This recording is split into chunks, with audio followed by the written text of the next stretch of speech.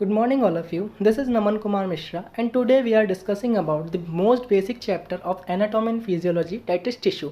तो ये स्टार्ट करते हैं इंट्रोडक्शन से कि जो टर्म है टिश्यू, टिश्यू टर्म दिया किसने है? बाइचेट नाम के एक साइंटिस्ट हुआ करते थे जिन्होंने सबसे पहले क्या टर्म दिया अपना? टिश्यू दिया। देन अपन चलते हैं डेफिनेशन पे।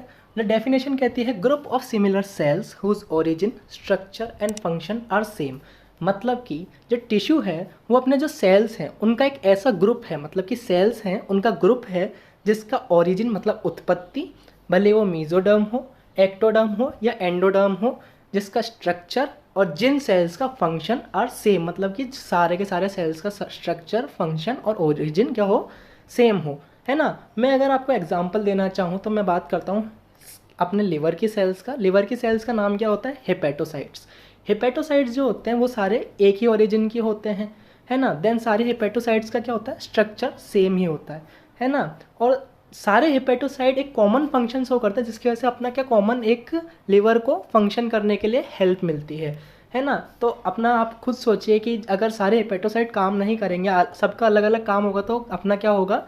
एक कॉमन लिवर फंक्शन नहीं कर पाएगा, है ना। तो ऐसे बहुत सारे सेल मिलके क्या बनाते हैं? टिश्यू बनाते हैं। एंड टिश्यू मिलके क्या बनाते हैं? ऑर्गन। एंड ऑर्गन मिलके क्या बनाता है? अपना ऑर्गन सिस्टम बनाता है। जैसे कि अपने डाइजेस्टिव सिस्टम हो गया, अपना रेस्पिरेटरी सिस्टम हो गया, अपना सर्कुलेटरी सिस्टम हो गया, ऐसे अलग अलग टाइप के सिस्टम्स बनते हैं। देन अपन बात करते हैं फर्दर, 4 तरह के टिश्यू होते हैं। टाइप्स कितने होते हैं टिश्यू के? तो 4 तरह के बताए मैंने यहाँ पे, है ना। Epithelium, connective, muscular and nervous. Connective, muscular and nervous tissue में आपकी अलग अलग डिफरेंट क्लास लूँगा, जिनमें पूरा एक जो पूरी क्लास होगी अपनी वो एक एक स्पेसिफिक अपने टिश्यूज़ के ऊपर होगी। आज को अपन सबसे पहले चलते हैं एपिथेलियम टिश्यूज़ के अंदर। मेजरली आगे जितने भी स्लाइड्स हैं मैंने उनके अंदर जो स्पेसिफिक टिश्यू के जितना भी जो भी आता है सारे कंटेंट इसमें डाल दिए हैं, है ना। तो आपको यहाँ से भी कंटेंट मिल सकता है, ठीक है। तो आप कंटेंट पढ़ते जाइए और जो मैं समझा रहा हूँ उसको एक बार सुनते रहिए, ठीक है। तो अपन स्टार्ट करते हैं एपिथेलियम टिश्यू। एपिथेलियम टिश्यू जैसा कि नेम सजेस्ट करता है, एपी मतलब अपॉन, थीलियो मतलब टू ग्रो, मतलब कि एपिथेलियम टिश्यू सारे वो टिश्यू हैं जो कि किसी सरफेस के ऊपर या किसी कैविटी या किसी भी चीज़ के ऊपर ऊपर ग्रो करते हैं, है ना। Means epithelium tissue is a group of cell found on the covering of the body, lining of the cavity, hollow organs. Means मैंने कि यहाँ पे बताया कि सबसे पहले तो एपिथेलियम टिश्यू क्या है? ग्रुप ऑफ सेल, मतलब कि जो अपने सेल्स हैं उनका एक ग्रुप है जो कहाँ मिलेगा आपको? कवरिंग ऑफ बॉडी, आपकी बॉडी की जो कवरिंग्स हैं उनके ऊपर मिलेगा, है ना। जैसे बॉडी की कवरिंग का मतलब मैं समझाऊँ, जैसे कि अपनी स्किन जो है ना, स्किन को अपन क्या कहते हैं? स्ट्रेटम कॉर्नियम कहते हैं, है ना। तो स्किन के ऊपर जो मिलेगा या फिर अंदर जो बॉडी के ऑर्गन्स हैं उनको जो कवर कर रहा है अपना, है ना, जो भी मतलब कवरिंग का काम है, किसका काम है? अपना एपिथेलियम टिश्यू का। Then linings of the cavity. Cavity क्या होती है कि अगर अपन बॉडी को अंदर से काटते हैं या बीच में से डाइसेक्ट करते हैं तो ऐसी बहुत सारी कैविटीज़ मिलेंगी जिसके अंदर अपने क्या स्पेसिफिक ऑर्गन प्रेजेंट्स होते हैं। कैविटीज़ मतलब खांच समझ लीजिए आप, है ना। तो मेजर में अगर कुछ कैविटीज़ का नाम बताऊं तो अपनी थोरेसिक कैविटी हो गई, एब्डोमेन कैविटी हो गई या पेल्विक कैविटी हो गई। थोरेसिक कैविटी में अपने लंग्स आ जाते हैं, हार्ट आ जाता है। देन अपनी एब्डोमेन कैविटी के अंदर लिवर आ गया, स्टमक आ गया, इंटेस्टाइन्स आ गई। एंड जो पेल्विक कैविटी है उसके अंदर ज़्यादातर पेल्विक ऑर्गन आते हैं, जैसे कि अपना ब्लैडर हो गया, यूरिनरी ब्लैडर हो गए, है ना। तो ये क्या होता है? अपनी लाइनिंग्स कैविटी, तब वो जो कैविटी है उनको भी क्यों कौन कवर करता है? एपिथेलियम टिश्यू कवर करेगा। और तीसरा मैंने डाला है होलो ऑर्गन। होलो ऑर्गन मतलब कि खाली ऑर्गन। खाली ऑर्गन का मैं अगर एग्जांपल दूं, अपना स्टमक है, अपन खाना खाते हैं, खाना सबसे पहले कहाँ गिरेगा? अपना स्टमक के अंदर जाएगा, ईसोफेगस को फॉलो करता हुआ, है ना। तो स्टमक के अंदर का जो कैविटीज़ है, अंदर की जो होलो ऑर्गन है स्टमक, है ना, तो उसको अंदर को भी कौन कवर करेगा? अपना एपिथेलियम टिश्यू। तो मैंने यहाँ पे रेड कलर से जो आउटलाइन करी है ना, तो मैं यही समझाना चाहता हूँ कि कहाँ कहाँ कवर करेगा। एक तो बॉडी को कवर कर सकता है बाहर से, है ना। एक इंटरनली अपने किसको? कैविटीज़ को कवर कर सकता है। और एक किसको करेगा? ऑर्गन्स के अंदर और बाहर दोनों साइड कवरिंग बनाएगा, ठीक है। देन मैंने यहाँ पे कुछ कैरेक्टरिस्टिक्स प्लेस करी है। मेजरली ये कैरेक्टरिस्टिक्स जो भी हैं आगे अपने जितने भी टाइप्स पढ़ेंगे अपन एपिथेलियम, सब के अंदर शो होंगी, है ना। तो मैं वहाँ भी रिपीट करता रहूँगा, बट अभी अपन जो मेन कैरेक्टरिस्टिक होते हैं वो अपन पढ़ने जा रहे हैं। सबसे पहले सेल्स आर क्लोजली पैक्ड। अगर सेल मतलब कि क्या है? आपके जो सेल्स हैं वो इतने पास पास रखे हुए हैं, है ना। तो मतलब जो कॉम्पैक्टली पैक्ड है, मतलब कि बहुत पास पास है। ऐसा नहीं कि एक सेल यहाँ पर है दूसरा सेल बहुत दूर रख दिया, नहीं। वो दोनों जो सेल हैं जो कि मिला के एक टिश्यू बना रहे हैं वो बहुत पास पास पैक्ड होते हैं। दूसरी बात इन्हीं से रिलेटेड क्या आती है, क्योंकि सेल बहुत पैक्ड है तो उनके बीच में कुछ सब्सटेंस होता है ना, उस सब्सटेंस को क्या कहते हैं अपन, मैट्रिक्स। तो क्योंकि सेल बहुत पास पास चिपके हुए हैं तो उनके बीच का मैट्रिक्स क्या होगा, बहुत कम होगा, है ना, सेल। और तीसरा क्या आता है, cell lie on basement membrane. Basement membrane बहुत इंपॉर्टेंट मेम्ब्रेन अगर मैं समझाना चाहूँ तो अपने टॉप पर कौन मिलेगा अपन को, एपिथेलियम टिश्यू। अपने बॉटम में अपन को और कौन मिलेगा, कनेक्टिव टिश्यू। और इन दोनों के बीच में जो होता है वो होता है basement membrane. Generally basement membrane epithelium tissue को एक सपोर्ट भी प्रोवाइड करवाता है ना। एंड सेकेंडली क्या प्रोवाइड करवाता है कि जो भी न्यूट्रिएंट्स है ना, न्यूट्रिएंट्स जो कनेक्टिव टिश्यू से अपन को ट्रांसफर करने हैं एपिथेलियम के अंदर, वो भी कौन सप्लाई करवा सकता है, अपना बेसमेंट मेम्ब्रेन सप्लाई करवा सकता है ना। उसके बाद अगर मैं आपको और सिंपली अगर देसी भाषा में समझाना चाहूँ कि टिश्यू होता क्या है ना, तो क्या होता है, अपना एक छोटे छोटे अपन ने मान लीजिए कमरा बना रहे हैं एंड कमरे के अंदर अपन क्या करते हैं, ईंट लेते हैं। तो उस ईंट को क्या मानना है अपन को, एक सेल मानना है। तो ऐसे ही आपने क्या करी, बहुत सारी ईंटें जोड़ी। तो ऐसे बहुत सारी ईंट जोड़ी मतलब बहुत सारे सेल जोड़े आपने, और ऐसे ही बहुत सारी ईंट जोड़ के आपने क्या तैयार कर लिया, एक दीवार तैयार कर ली। तो ऐसे बहुत सारे सेल जोड़ के जो दीवार तैयार करी उसको आपने क्या बोला, एक टिश्यू तैयार हो गया, है ना। और मान लीजिए दीवार पे मैंने क्या चढ़ा दिया, प्लास्टर, मतलब कि कवर चढ़ा दिया, तो कौन हो गया, वो एपिथेलियम टिश्यू हो गया। अब अपन क्या बात करते हैं, फंक्शन। मेजरली जो एपिथेलियम टिश्यू है उसके मेन 4 फंक्शंस होते हैं, मैंने इधर मेंशन करे हैं, protection, absorption, secretion and sensory signal. Protection का मतलब होता है बचाव। अगर मैं इसके एग्जांपल देना चाहूँ आपको तो सबसे बेस्ट एग्जांपल होता है अपनी स्किन को अपन कहते हैं स्ट्रेटम कॉर्नियम, है ना। तो इसके अंदर क्या होता है, स्किन जो है आपकी किस किस से बचा सकती है, जैसे कि बाहर का एक्सटर्नल इन्वायरमेंट है आपका, ज़्यादा हीट हुई, ज़्यादा कोल्ड हुआ, कोई रेडिएशन ऐसा हुआ, है ना, या फिर कोई केमिकल सब्सटेंस हुआ। ज़्यादा ही बेस्ट बताऊँ तो जो बाहर के बैक्टीरियाज हैं, जो वायरसेस हैं जो आपकी बॉडी में एंटर करना चाह रहे हैं, तो उनसे सबसे पहले प्राइमरी डिग्री का प्रोटेक्शन कौन का मिलेगा आपको, वो दिलाता है स्किन, जिसको अपन क्या कहते हैं, स्ट्रेटम कॉर्नियम, जो कि सबसे पहली आपकी प्राइमरी डिग्री का प्रोटेक्शन होता है। और है क्या, वो एपिथेलियम टिश्यू ही है। सेकंड थिंग होती है एब्जॉर्प्शन। एब्जॉर्प्शन मतलब होता है सोख लेना, है ना। इसका बेस्ट एग्जांपल अगर मैं देना चाहूँ तो आपने खाना खाया, आपका जितना भी खाना कहाँ गया, आपके सारा इंटेस्टाइन के अंदर। और इंटेस्टाइन आप जानते हैं बेस्ट एब्जॉर्प्शन खाने का होता है, उसके अंदर कार्बोहाइड्रेट हो, फैट्स हो या प्रोटीन हो, सारा अच्छे से एब्जॉर्प्शन कहाँ होगा, वहाँ पे इंटेस्टाइन के अंदर। तो इंटेस्टाइन को जो कवर कर रहा है वो भी कौन है, अंदर से एपिथेलियम टिश्यू। तो एपिथेलियम टिश्यू को और क्या काम हो गया, एक एब्जॉर्ब करना। तीसरा होगा सिक्रीशन। आपने बहुत सारी सिक्रीशंस देखे होंगे बॉडी के, जैसे कि मैं स्वेट की बात करूं, स्वेट भी निकलता है अपनी बॉडी से, टीयर भी एक तरह का सिक्रीशन ही अपना, है ना। और अगर कान का मैल जिसको अपन सीरुमिन कहते हैं, सीरुमिन भी एक तरह से क्या है, सिक्रीशन ही है ना। और बॉडी के अंदर जैसे कि HCl हो गया, है ना, HCl हो गया अपने जो स्टमक के अंदर रिलीज होगा, या फिर पेनक्रियाटिक एंजाइम, इंटेस्टाइनल एंजाइम जितने भी होते हैं, है ना, जो कि क्या पाचन क्रिया या जो अपना डाइजेशन के अंदर काम करते हैं, वो भी एक तरह से सिक्रीशन है। तो क्या जो भी मटेरियल सेल्स में से सिक्रीट होता है वो कौन करवाता है, मेजरली अपने एपिथेलियम सेल्स कराते हैं, क्योंकि वो क्या बना रहे हैं, कवरिंग बना रहे हैं। देन होता है फोर्थ, वो है सेंसरी सिग्नल। सेंसरी सिग्नल आप जैसे नाम से समझ गए होंगे कि नर्व इम्पल्सेस का काम बताना चाह रहा है ना। तो सेंसरी सिग्नल अगर मैं बताना चाहूँ कि मेजरली आपको कहाँ मिलेगा, अपनी स्किन के ऊपर। अगर मैंने पिंच करा आपको या मैंने नोचा तो आपको आपका हैंड पीछे गया, मतलब एक रिफ्लेक्स आया आपकी बॉडी में, है ना। तो उसका काम क्या हुआ कि मेरे पिंच करने से एक सेंस आपके सर पे गया स्टिमुलाई, है ना, ब्रेन तक गया स्टिमुलाई, और उसके रिस्पॉन्स में जो वापस आया तो आपने क्या, हाथ पीछे लिया। तो ये भी किसके लिए हुआ कि मैंने आपकी स्किन को पिंच करा, तो स्किन से ही गया आपका जितना भी सेंस गया, ठीक है। देन आगे फर्दर अपन पढ़ेंगे।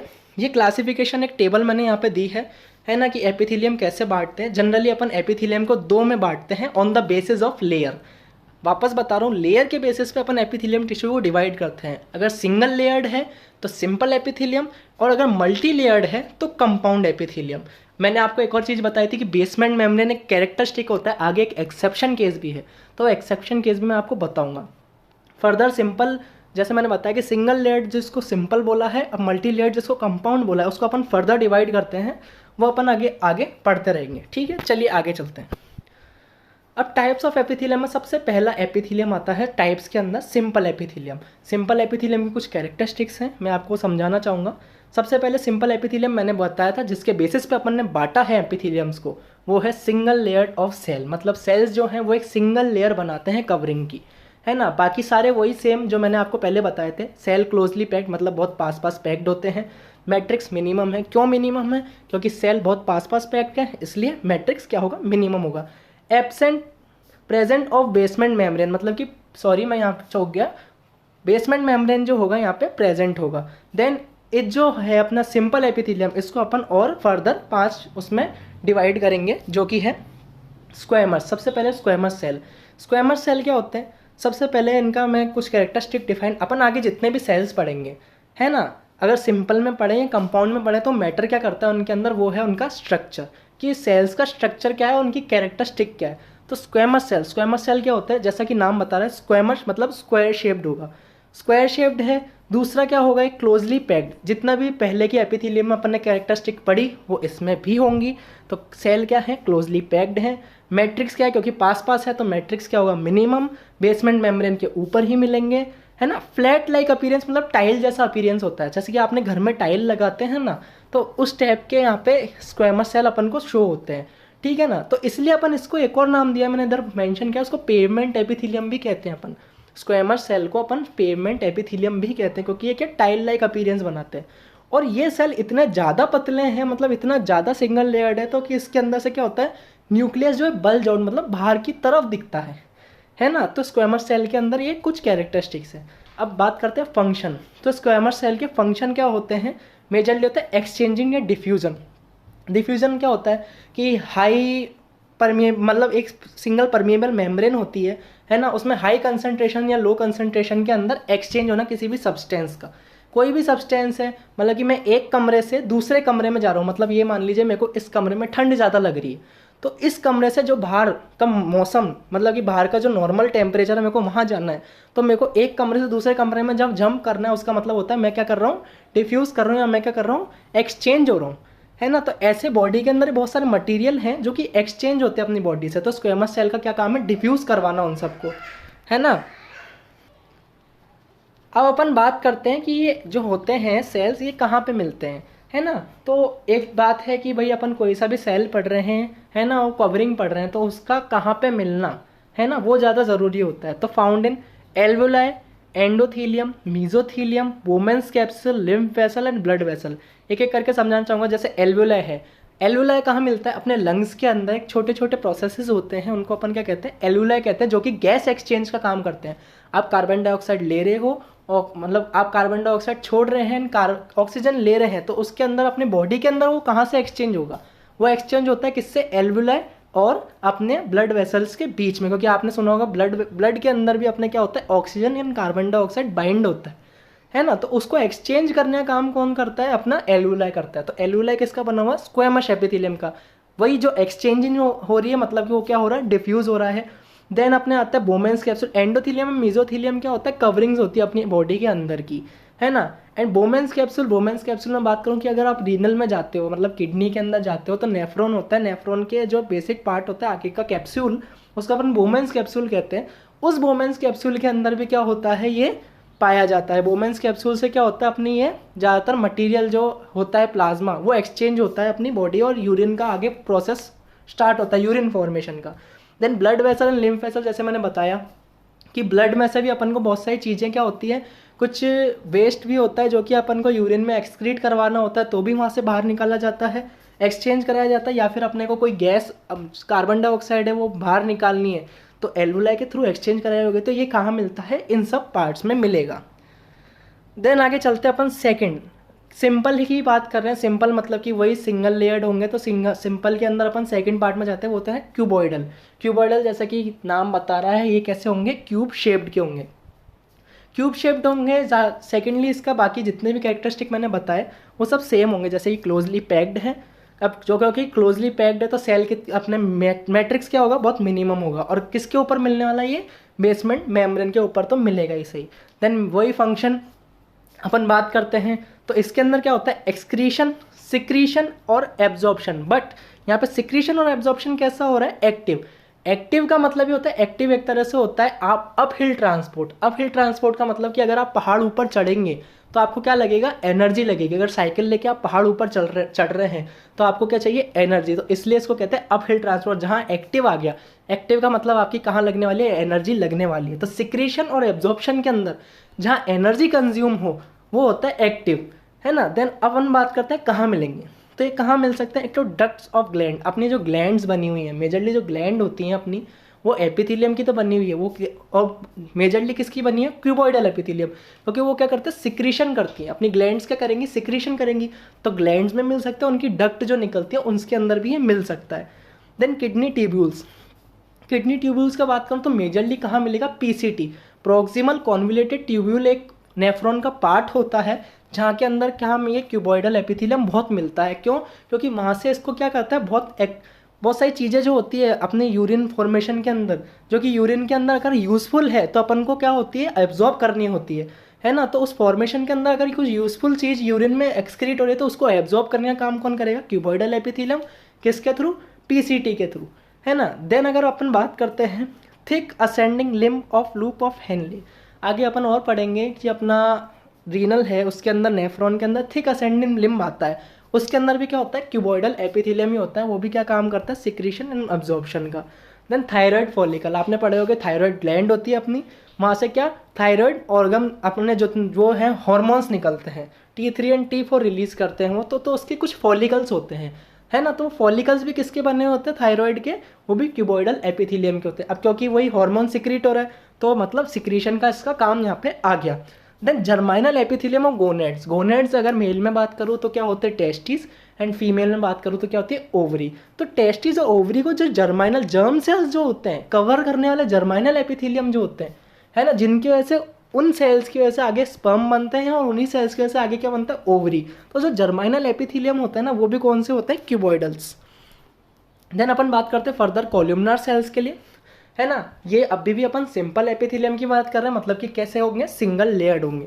बात करते हैं स्ट्रक्चर, स्ट्रक्चर कैसा मिलेगा अपन को, कॉलम शेप्ड, कॉलम शेप मतलब होता है रॉड शेप्ड, लंबी लंबी, अगर आपने पिलर्स देखे हो तो पिलर शेप के जो सेल्स होते हैं वो होते हैं कॉलम शेप के, है ना। बस इसमें एक खासियत क्या होती है, जैसे मैंने आपको स्क्वेमस में बताया था कि उसका न्यूक्लियस क्या होता है, बल्ज होता है, मतलब बाहर निकला होता है क्योंकि वो पतला है ना। तो क्योंकि ये वाले सेल कॉलमनर सेल क्योंकि लंबे हैं तो इनका न्यूक्लियस क्या होता है, एकदम डिस्टली, मतलब कि बहुत नीचे लोकेट होता है, बेस पे लोकेट होगा, है ना। बाकी मिनिमम मैट्रिक्स आपको उतना ही मिलेगा, बेसमेंट मेम्ब्रेन के ऊपर ये मिलेगा ही सही। फंक्शन इसका सारे सेम जैसे क्यूबॉइडल का है, बट ये पैसिवली कर सकता है, मतलब कि बिना एनर्जी के भी उनको फंक्शन को कैरी आउट कर सकता है, जैसे कि सिक्रीशन, एक्सक्रीशन एंड एब्जॉर्प्शन, है ना। अब ये कहाँ कहाँ मिलता है, ये मिल सकता है स्टमक में, इंटेस्टाइन में, gastric gland, intestinal gland, liver, gall bladder and pancreas के अंदर भी ये मिल सकता है ना। अब इसको याद करने का तरीका, ज़्यादातर जितने भी गैस्ट्रिक के अपने जीआई ट्रैक्ट के ऑर्गन्स आते हैं, गैस्ट्रो इंटेस्टाइनल ट्रैक्ट के जो ऑर्गन्स आते हैं उनके अंदर ये मेजरली मिलेगा, जैसे कि स्टमक, इंटेस्टाइन। अब स्टमक के अंदर ही कौन कौन सी ग्लैंड्स होती हैं, तो गैस्ट्रिक ग्लैंड, इंटेस्टाइन में कौन सी ग्लैंड होगी, इंटेस्टाइनल ग्लैंड। बचे हुए दो कौन से ऑर्गन हो गए अपने राइट में, लिवर और गॉल ब्लैडर, और एक और मैंने बताया क्या, पैनक्रियास। देन आता है सीलेटेड कॉलमनर, ये कुछ एक्स्ट्रा नहीं है, ये कॉलमनर सेल ही होते हैं, सेम कॉलमनर वाले ही काम करते हैं, बस इसमें एक्स्ट्रा चीज़ क्या होती है, कॉलम शेप तो है, हैविंग सीलिया ऑन द टॉप। सीलिया एक प्रोजेक्शंस हैं अपने जो कि कॉलमनर सेल्स के टॉप पे मिलते हैं, तो अपन इनको क्या कहते हैं, है ना, सीलिएटेड कॉलमनर सेल्स, है ना। अब क्या होता है, सीलिएटेड कॉलमनर, अगर सीलिया लग चुका है, मान लीजिए कॉलमनर सेल से, फंक्शन तो सारा वही करेगा, लेकिन अगर सीलिया लग गया तो कुछ एक्स्ट्रा फंक्शन तो होगा, है ना। तो सीलिया का फंक्शन क्या होता है, यूनिडायरेक्शनल मूवमेंट। यूनिडायरेक्शनल मूवमेंट क्या होता है, एक ही तरफ मूवमेंट करवाना किसी भी सब्सटेंस का, है ना, वो होता है यूनिडायरेक्शनल मूवमेंट। फंक्शन बता ही रहा हूँ आपको, यूनिडायरेक्शनल मूवमेंट हो गया secretion, excretion and absorption. Columnar cell majorly कहाँ सिक्रीशन के ज़्यादा काम आएंगे, क्योंकि उसमें गोबलेट सेल्स भी होते हैं। गोबलेट सेल्स जो होते हैं वो जनरली क्या होते हैं, म्यूकस प्रोडक्शन सेल्स होते हैं, वो उनसे म्यूकस बनता है अपने बॉडी में, है ना। अब देखिए अपन बात करते हैं सीलेटेड कॉलमनर सेल मिलता कहाँ पर है, तो found in ovary duct and upper respiratory part, है ना। ओवरी डक्ट आपने बात करी, ओवरी डक्ट बोलूँ या फेलोपियन ट्यूब बोलूँ, है ना, तो इसके अंदर सीलेटेड कॉलमनर मिलेगा। अब क्यों मिलेगा, कोई सिग्निफिकेंस तो होगा। तो आपने सुना होगा कि ओवम रिलीज होता है अपना मेंस्ट्रुएशन साइकिल के अंदर, क्या होता है 14 डे या 15 डे पे ओवम रिलीज होता है। तो ओवम को अपन को ओवरी से ट्रांसफर करना होता है कहाँ पर, यूट्रस के अंदर, और वो ट्रांसफर किसके थ्रू होता है, फेलोपियन ट्यूब के अंदर। तो जैसे वो फेलोपियन ट्यूब में जाता है तो मैंने कैसे बोला, सीलिया का क्या मूव होता है, यूनिडायरेक्शनल मूवमेंट होता है। तो क्या होगा, ओवम ट्रांसफर किसकी साइड होगा, यूट्रस की तरफ, है ना। तो ये यूनिडायरेक्शनल मूवमेंट का काम करा। अब अपर रेस्पिरेटरी पार्ट मतलब कि आपका ऊपर का जो ट्रैकिया वैकिया जो अपने अपर रेस्पिरेटरी ट्रैक्ट हो गया है ना, उसके अंदर क्या काम आता है सीलिएटेड कोल्यूमनार। अब इसका एग्जांपल देना चाहूँ कि भाई आपने कोई बाहर से डस्ट आपने ले ली है ना, या फिर आपको कुछ इरिटेशन होता है नाक में कभी कभी है ना, क्योंकि डस्ट चली गई, तो आप क्या करते हो, छींकते हो या फिर खांस के कफ निकालते हो। तो वो क्या होता है, रिफ्लेक्स होता है। क्यों होता है, क्योंकि जब आप कोई भी सब्सटेंस या कोई भी ऐसा डस्ट अंदर लेते हो तो वो कहाँ जाके चिपकती है, अपने ट्रेकिया के अंदर जो सीलिया है ना उनसे चिपकती है। फिर मैंने क्या बोला था कि क्योंकि कोलुमनार है तो क्या बनाता है, गोबलेट सेल्स होगा, और गोबलेट सेल्स क्या बनाता है, अपने म्यूकस बनाता है। तो मान लीजिए आपने डस्ट ली, अंदर जाके ट्रेकिया में चिपक गई है ना, तो वहाँ से क्या म्यूकस प्रोडक्शन हुआ, म्यूकस प्रोडक्शन हुआ, वो डस्ट से चिपका है ना, तो वहाँ पे क्या बना, आपका एक कफ बना है ना। उसके बाद क्या होता है, सीलिया का काम स्टार्ट होता है कि यूनिडायरेक्शनल मूवमेंट, मतलब कि वो कफ को ऊपर लेके आना और इजेक्ट करवाना, मतलब कि आपके कफिंग के थ्रू या स्नीजिंग के थ्रू उसको बाहर निकाल देना, जो भी आपने बाहर से सब्सटेंस अंदर लिया है ना। तो यहाँ पे भी सीलिएटेड कोल्यूमनार काम आता है। अब आता है सूडो स्ट्रेटिफाइड कोल्यूमनार के अंदर। सूडो स्ट्रेटिफाइड कोल्यूमनार में होता क्या है ना, जैसे सूडो बता रहा है, सूडो का मतलब होता है फॉल्स, और स्ट्रेटिफाइड मैंने आपको बताया था कि अपन ने दो तरह से बांटा है। एक तो क्या होता है कि सिंपल, और एक होता है कंपाउंड। कंपाउंड में अपन फर्दर पढ़ेंगे स्ट्रेटिफाइड है ना। तो स्ट्रेटिफाइड का होता है मल्टी लेयर, ठीक है। कंपाउंड क्या थे, मल्टी लेयर थे। सिंपल क्या थे, सिंगल लेयर थे। अब भले ये सिंगल लेयर में ही पढ़ रहे हैं अपन सूडो स्ट्रेटिफाइड को, लेकिन क्या बोला मैंने, फॉल्स। सूडो मतलब फॉल्स। तो आगे पढ़ते हैं। Single layer of columnar cell with different है। इसके अंदर होता है क्या है, सेम वही कोलुमनार सेल का केस है, लेकिन क्या होता है, कोलुमनार सेल क्या होते हैं सिंगल लेयर है, लेकिन उनकी हाइट क्या होती है, ऊपर नीचे होते हैं। जैसे मैंने बोला पिलर है, कोलुमनार सेल कैसे होते हैं, पिलर जैसे होते हैं। तो पिलर की हाइट क्या होती है, ऊपर नीचे होती है। मिलते कहाँ हैं, बेसमेंट मेम्ब्रेन के ऊपर ही मिलेंगे अपने, ठीक है ना। अब हुआ क्या कि मैंने क्या कहा था कि कोलुमनार सेल का न्यूक्लियस जो होता है वो बेस पर मिलता है, नीचे की साइड मिलता है। अब क्योंकि कोलुमनार सेल का क्या है, हाइट ऊपर नीचे है, तो इसका न्यूक्लियस भी कहाँ मिलेगा आपको, ऊपर नीचे मिलेगा। तो क्योंकि ऊपर नीचे दिखता है न्यूक्लियस, इसकी वजह से अपन को क्या लगता है कि सिंगल लेयर होने के बाद भी अपन डबल लेयर से इसको फील देखते हैं है ना। क्योंकि डबल लेयर से दिखता है किसकी वजह से, न्यूक्लियस की वजह से, क्योंकि न्यूक्लियस क्या होता है, हाइट के कारण ऊपर नीचे अपन को शो होते हैं है ना। मैंने बताया due to appearance of false row they are also called pseudo stratified, क्योंकि इसके अंदर अपन को एक फॉल्स रो मतलब नकली सी रो दिखती है, वो भी किसकी वजह से, उसको न्यूक्लियस को ऊपर नीचे होने की वजह से, इसलिए अपन इसको सूडो स्ट्रेटिफाइड कहते हैं। अब इसको भी दो तरह से अपन ने फर्दर डिवाइड करा है, सीलिएटेड, नॉन सीलिएटेड। सीलिएटेड आप समझते हैं, अगर सीलिया आ गए, प्रोजेक्शन आ गए ऊपर तो सीलिएटेड हो गए, और अगर सीलिया नहीं आए तो नॉन सीलिएटेड हो गए। तो जनरली सूडो स्ट्रेटिफाइड सीलिएटेड कहाँ मिलेंगे, ट्रैकिया, जैसे मैंने बताया अपर रेस्पिरेटरी ट्रैक्ट या ट्रैकिया है ना, और एक lacrimal cells. Then non ciliated कहाँ मिलेंगे, नॉन सीलेटेड मतलब जहाँ सीलिया नहीं है वो मिलेंगे अपने मेल यूरिथ्रा एंड डक्ट और सलाइवरी ग्लैंड। अपने जो सलाइवरी ग्लैंड्स हैं उसकी डक्ट के अंदर भी ये मिल सकता है, ग्लैंड्स के अंदर भी अपन को क्या मिलेंगे, सूडो स्ट्रेटिफाइड कोल्यूमनार। कोल्यूमनार से याद रखिएगा, कोल्यूमनार का मेजर फंक्शन क्या है, सिक्रीशन। सिक्रीशन होगा मतलब ग्लैंड्स के अंदर तो आएगा ही सही। ये मैंने एक डायग्राम बताया, इसके अंदर सीलिया है, गोबलेट सेल जैसे मैंने बताया था कि अगर कोल्यूमनार है ना, तो उसमें गोबलेट सेल्स मिलेंगे, क्योंकि वो क्या करता है, म्यूकस प्रोडक्शन करता है, और बेसमेंट मेम्ब्रेन आपको दिख रहा है। और देखिए रेड वाले डायग्राम में मैंने दिखाया कि जो अपने न्यूक्लियस है तो एक ही सेल, लेकिन न्यूक्लियस क्या है, ऊपर नीचे है। तो ऊपर नीचे न्यूक्लियस दिखने के से अपन को क्या लग रहा है कि फॉल्स रो है। अब अपन सेकंड जो क्लासिफिकेशन है वो डिस्कस करने जा रहे हैं। पहला था सिंपल एपिथेलियम, जो कि किसके बेसिस पे था, सिंगल लेयर के बेसिस पे था। ये है स्ट्रेटिफाइड एपिथेलियम, जो कि किसके बेसिस पे, मल्टीपल लेयर, मतलब कि जो एपिथेलियम है वो एक के ऊपर एक के ऊपर एक ग्रो करके मल्टी लेयर बनाते हैं। अब बात करते हैं consist of several layers of cell, मतलब कि जैसे मैंने बोला कि ये बहुत सेवरल लेयर्स का बना हुआ है, सेल की बहुत सारी लेयर्स का बना हुआ है ना।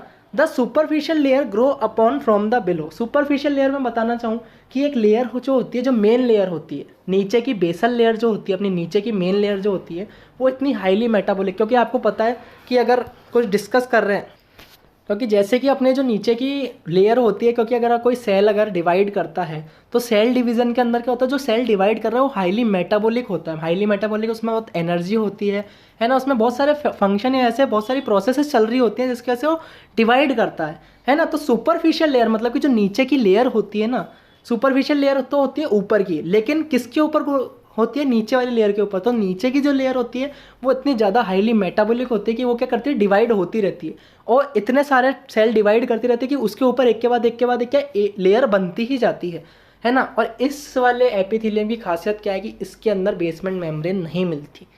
मैंने कहा था आगे एक्सेप्शन केस है इस वाले एपिथेलियम का, वही एक्सेप्शन है कि इस वाले एपिथेलियम में बेसमेंट मेम्ब्रेन नहीं मिलेगी आपकी। फंक्शन क्या होता है, protection of underlining structure from mechanical wear and tears. इसका काम मेजरली स्ट्रेटिफाइड, क्योंकि मल्टीपल लेयर है, बहुत सारे लेयर बनाई है इसने, तो इसका काम क्या होगा, प्रोटेक्शन कराना। मैंने जो बताया था मेजर फंक्शन जो होता है प्रोटेक्शन का काम भी होता है ना। किसका, अंडरलाइनिंग स्ट्रक्चर, अपना जो जिस भी स्ट्रक्चर को कवर कर रही है ना, उसका प्रोटेक्शन करना। किससे, मैकेनिकल वियर एंड टीयर, मतलब कि अगर आप गिर गए तो आपका हाथ छिल जाता है तो उसको अपन क्या कहते हैं, चीर फाड़ होना या फिर छिलना या खिंचना, है ना। तो इंटरनली हो या एक्सटर्नली हो, ये जहाँ भी मिलेगा तो ये जिस चीज़ को भी कवर कर रहा है उसके अंदर क्या होता है, मैकेनिकल वियर, मतलब उसको कटना या फटने से बचाता है ना। अब मैकेनिकल वियर टीयर से बचा लिया। अब ये जनरली 3 तरह के होते हैं, अपन बात करते हैं कौन कौन से होते हैं स्ट्रेटिफाइड एपिथेलियम। सबसे पहले होता है स्ट्रेटिफाइड स्क्वैमस, क्योंकि स्क्वैमस मैंने बोल दिया है ना। तो स्क्वैमस मतलब कि इसके अंदर कैसे होंगे, स्क्वैमस जैसे सेल बनेंगे। बट मैं इसको आगे समझाना चाहूँगा। Composed of layer of cell, number of layer of cell representing newly formed and matrix cell at the deepest layer are mainly of columnar and work to grow till surface become flat. मुझे पता है इतना लंबा पढ़ तो दिया पर आप लोगों को कुछ समझ में नहीं आएगा वो, तो इसको मैं समझाना चाहूँगा कि इसके अंदर जो नीचे के लेयर है, मैंने जो क्या बोला था कि सेल्स कुछ ऐसे होते हैं जो कि हाईली डिवाइड करते रहते हैं। तो नीचे के सेल होंगे वो डिवाइड करके ऊपर के सेल बनते रहते, नीचे वाले डिवाइड करते रहते, है ना। तो जो नीचे के डिवाइड कर रहे हैं वो कौन से होंगे, कॉलमनर सेल होंगे, है ना। उसके ऊपर क्या सरफेस बनती रहती है। अब क्या होता है कि मैंने क्या कहा, नाम लिया स्क्वैमस, लेकिन है तो क्या नीचे कॉलमनर। अब स्क्वैमस होता कैसे वो प्रोसेस जानते हैं।